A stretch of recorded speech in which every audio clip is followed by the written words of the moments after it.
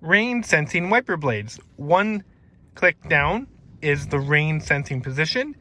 The automatic lever here will adjust the sensitivity of your rain sensing wiper blades. So they will speed up and slow down because they are automatic sensing the rain. If you decide you would like to just have traditional manual wipers, just keep clicking down. You have your first speed and you have your second speed.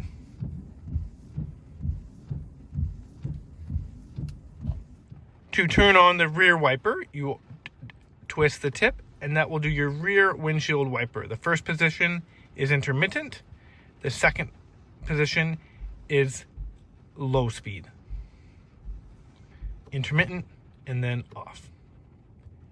If you push the wipers away from you, that will spray the rear.